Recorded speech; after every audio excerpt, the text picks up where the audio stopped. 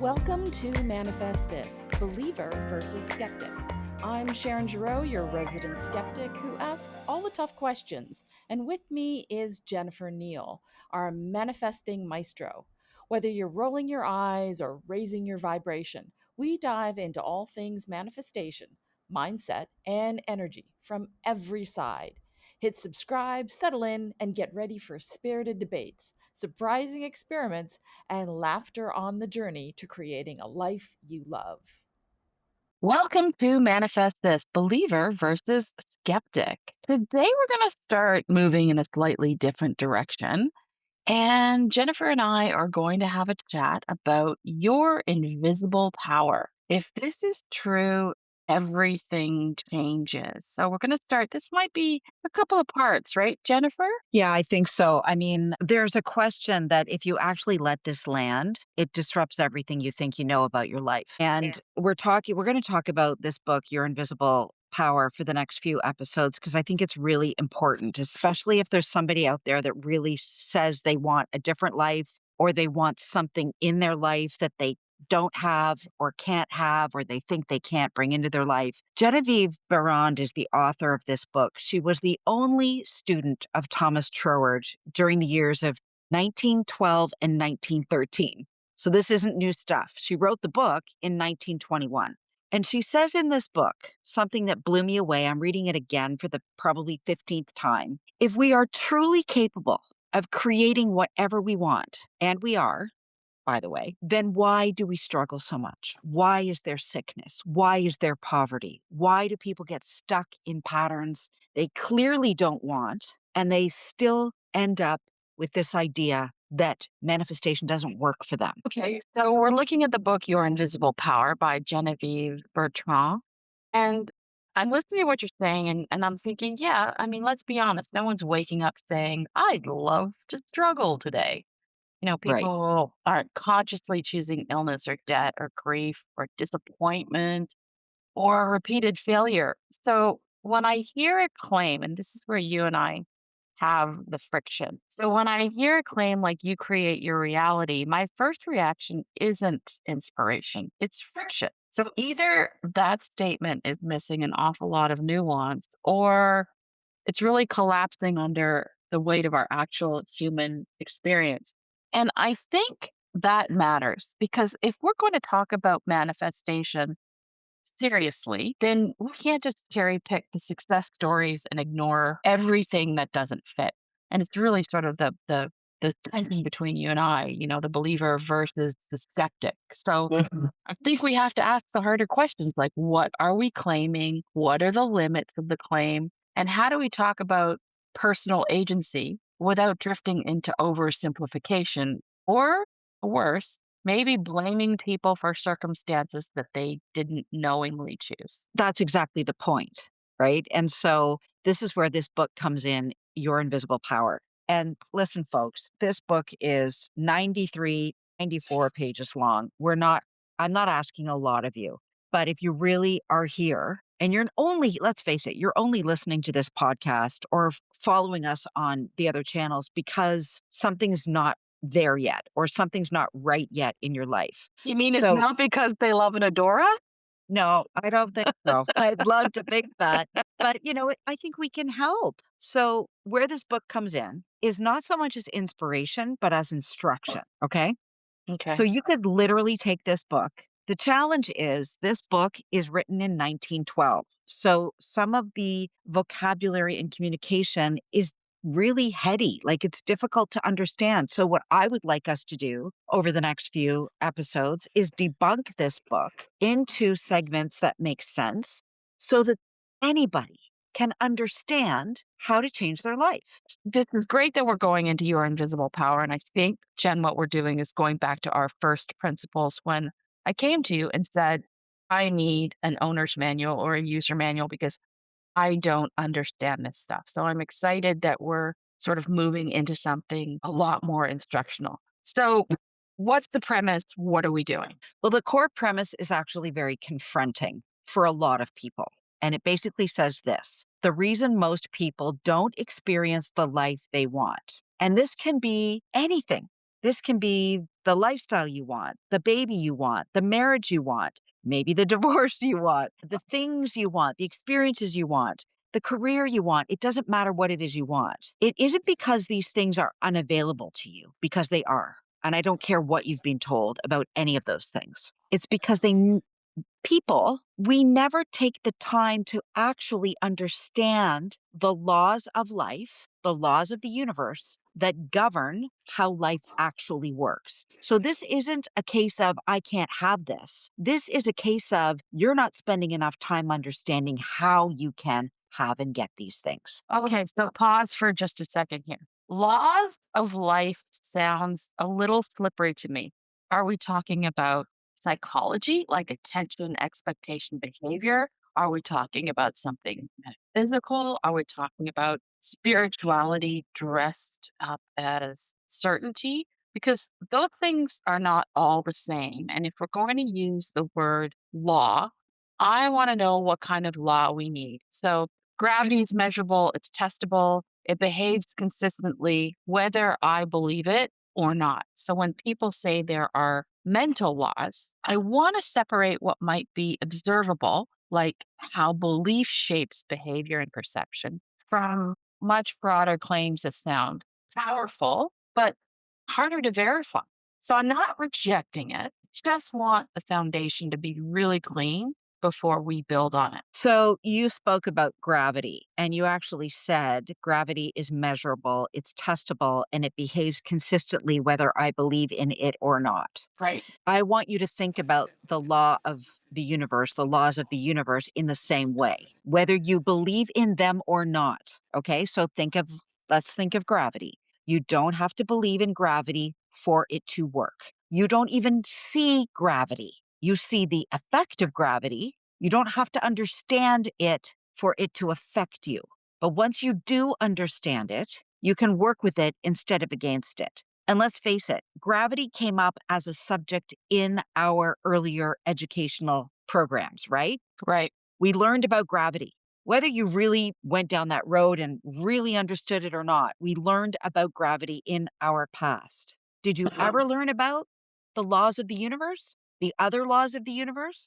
Did you ever learn about the law of attraction? No, and I guess so that's where we're going is that we've talked about the actual laws in our podcast before, like cause and effect. But I think the disconnect, for me at least, is understanding that this stuff happens mentally. Yeah, but it's like so many things that you use every day, Sharon, like the power that comes out of your electrical outlet. Right. We've used this example Rely on before. Yeah. Yeah, you rely on it, you expect it to be there. Do you actually understand? Well, you probably do, but let's not go there. Do you actually understand how water moving a turbine over Niagara Falls actually turns into electricity that you can blow your hair with? I'm going to Right. argue most people don't. I, So just because you haven't studied the laws doesn't mean they don't exist, and it doesn't mean that they're not there to assist and support you. and this is where I think your guidance is going to help us move from having to understand because the stuff seems so ethereal to you don't necessarily have to understand. You've got to just recognize that it exists. And Yeah, that's where you come in. exactly. So what I'm saying is the reason people aren't getting the results they want to see in their life isn't because that they are broken, is because they don't know what they're doing. It's like me going to the gym one day and expecting to come out looking ripped. It's just not going to happen like that. So, Okay. one of the So most yeah, go ahead. I was going to say, so where I struggle is, in terms of not seeing results, like people visualize and they try and they do vision boards and affirmations. And we've talked about all this in the past. And still don't get the results. So the question is always the why. Is it inconsistency or internal contradiction, which you and I have Yes. talked Yes. about? Yeah. Yes, yes. So, yeah.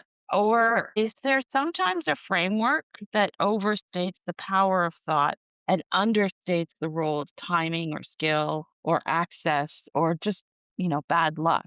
Because I think that's where people push back. And even after chatting with you for the last year over this, it's not because I'm or anyone might be closed minded. It's because we live enough life to know that wanting something deeply does not guarantee that it shows up. And we might see glimmers all of a sudden, and you've actually helped me see those glimmers happen here and there. And I think most people can say, I really wanted that bike when I was 8 years old, and all of a sudden I won the bike.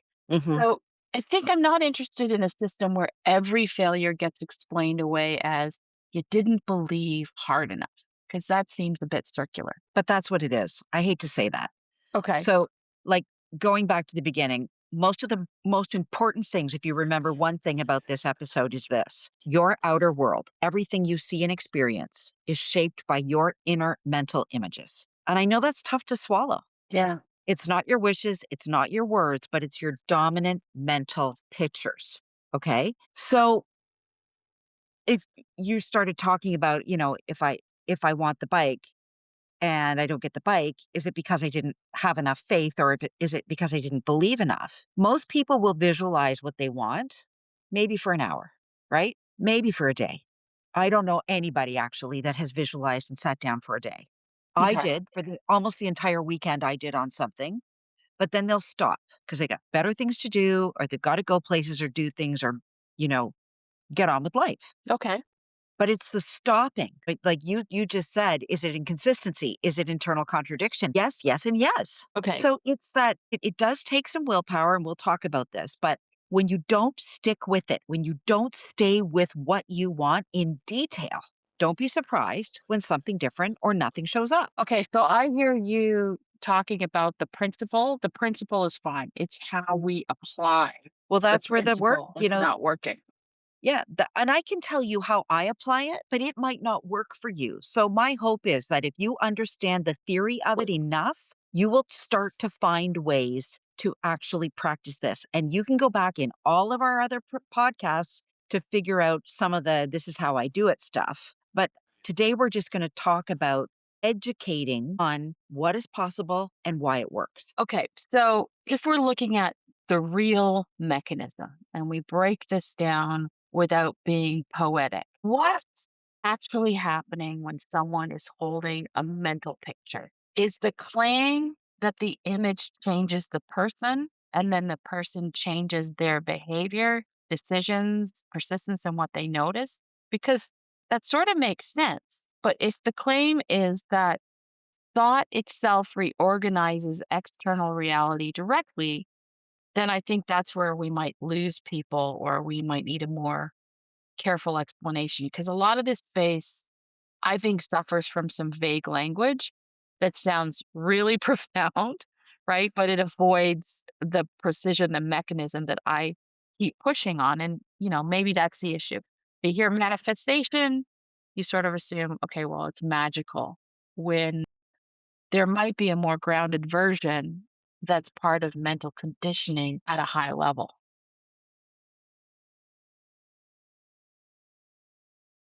So, again, I encourage you to read this book if you really want to change your life. And the book explains it like this. And I'm sorry if it sounds simple, and I'm sorry if it sounds poetic, but it is what it is. And if you really want to understand it, it won't sound so profound anymore. It will actually start to make sense. So I'm not for 1 minute expecting people to be able to grasp this out of this podcast today.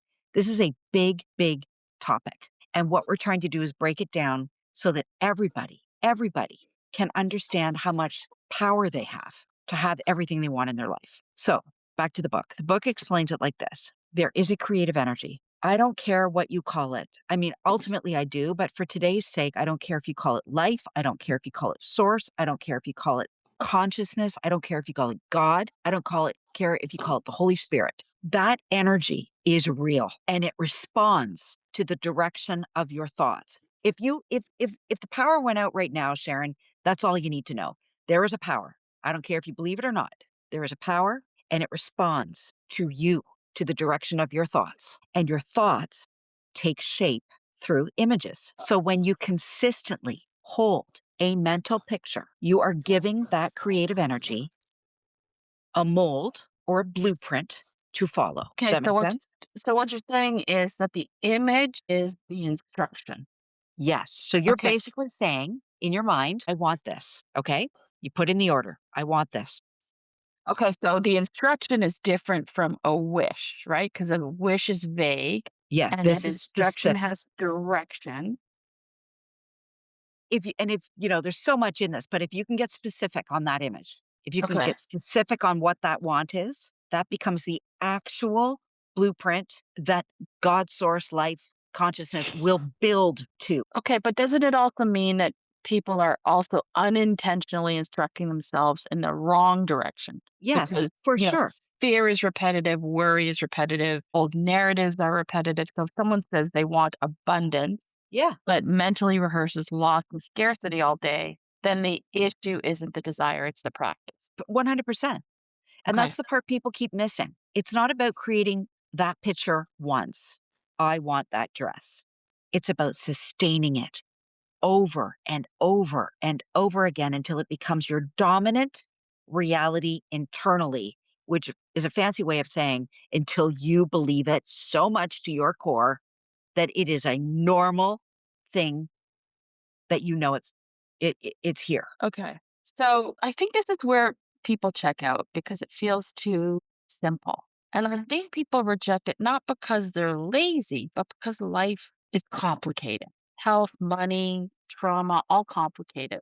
So when someone says just hold the image, it can sound like a reduction of reality rather than an explanation of it. But maybe, I don't know, maybe the distinction is this: simple doesn't mean simplistic.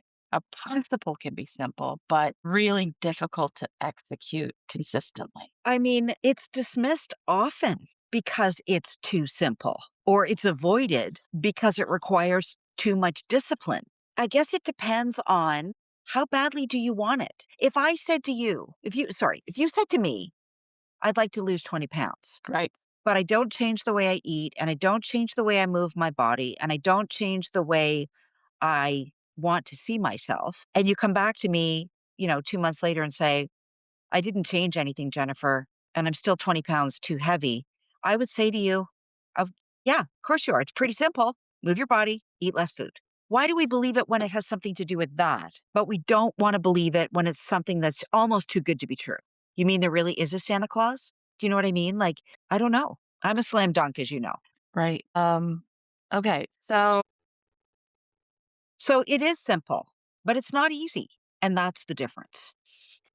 okay. So, what happens if someone doesn't learn this? Because what you're saying is they're still doing it. They're still imagining and rehearsing outcomes and expectations, even if they're not sort of conscious around it. And, that kind of means that if we have this mental drift, it's not neutral. So being in fear isn't neutral because something's happening. And that's kind of uncomfortable because it sort of eliminates that whole illusion we have that we're passive. 100%. And here's the difference between a power outlet and the power of this unbelievable power we're talking about. The power always sits in the outlet, right? The power's always there. Uh-huh. Then you have to stick in the appliance to see the result. The difference with this kind of power we're talking about, your invisible power that we're talking about, is it is always in use, it is always being tapped into. You are still using this power. This law is still working, you're just doing it unconsciously. Okay. So you're still holding images, fear, lack, worst case scenarios. Those become the blueprint. So you're manifesting either way, whether you're conscious of it or not. I mean, that part sticks because then the question isn't, are you doing it? Because you're doing it regardless. It's, are you doing it consciously or just repeating what you've always thought? Exactly. So the question is, are you doing it on purpose? Wow. Most people aren't doing it on purpose, right? They're doing it just because it's all they know. Okay. So it's someone listening and then thinking, okay, fine, I'll do this properly. And, this is where I become your guinea pig, as it were, or my own guinea pig. So where does someone start without turning it into another abandoned self-help experiment? Because, people don't need more inspiration. We need the method, the instruction. Well, here's what I would say. I would start here. Pick one thing, and be specific. So if you can't be specific about things like money or lifestyle, maybe you start with, for example, a dress. Maybe you start with a dress or an article of clothing. Maybe you start with an article of clothing, not your entire life, not 10 goals, one simple article of clothing. Okay. Okay. And then begin to mentally see yourself already in that article of clothing. And I'm going to give you an extra little tip here. For those people that cannot see mentally in their mind, and there are people like this, I happen to be one of them, find that article of clothing, pull it up on Pinterest, and you will notice that Pinterest will start to give you that article of clothing over and over. And it's an algorithm, right? It will start to show it to you in all the places you least expect it. When you open it up in an hour, it'll be there again, right in front. And if you click on it, you'll go into a deeper dive of that thing. If you struggle to see mentally, here's your little tip. Pull out Pinterest and click on an item with great detail and start to see yourself already having that. Okay. So I'm going to go off on a nerd tangent for a moment here, Jen, because based on what you said, has sparked a little inspiration. Okay. For all the stuff we say about social media and AI and algorithms, we could actually leverage this to work in our favor because if we're opening up our phones or our computers or what have you, or our phones are actually listening to us, and we articulate a specific scene, like you're suggesting, that specific reality, then we start to get fed that over and over and over again to build a reality with the help of algorithms and AI. 1,000%. And you can do this so fast. And I mean within 24, 48 hours. So I'm going to repeat it again. Pick one thing, not your entire life, not 1,000 goals. Pick one thing with great detail and then begin to mentally see yourself already having that thing. In the book, she uses the word insist, not would be nice. Insist on holding that image. Continue to look at that picture in Pinterest. Continue to open up Pinterest. Continue to open up and look at and click into, continue, insist, not occasionally, repeatedly. I cannot emphasize this enough. Okay, so Consistently bring your mind back to it over and over. Whenever you've got a coffee break, open it up. Whenever you've got a minute in the day, open it up. so it's less about the effort and it's more about returning. And I think that's important because I think people think they need intensity. And maybe what we're looking at is really consistency. So not one powerful moment, but as you say, repeated redirection. And to me, Yeah. that feels more grounded. And it's really fun. Like, let's not lose the funness of this. I know that's not a word. Isn't it great to look at things you want all the time? Yeah, Why absolutely. why not create that any way you can, whether it's a vision board or a Pinterest channel? It's a discipline of direction. I have a lot of choice in my day, how I spend my day. I can go ride my bike, which I might do. I can go for a walk, which I might do. But if I am sitting, I'm telling you this right now. If I'm sitting and I got 5 minutes to spare, I got my face in Pinterest all the time.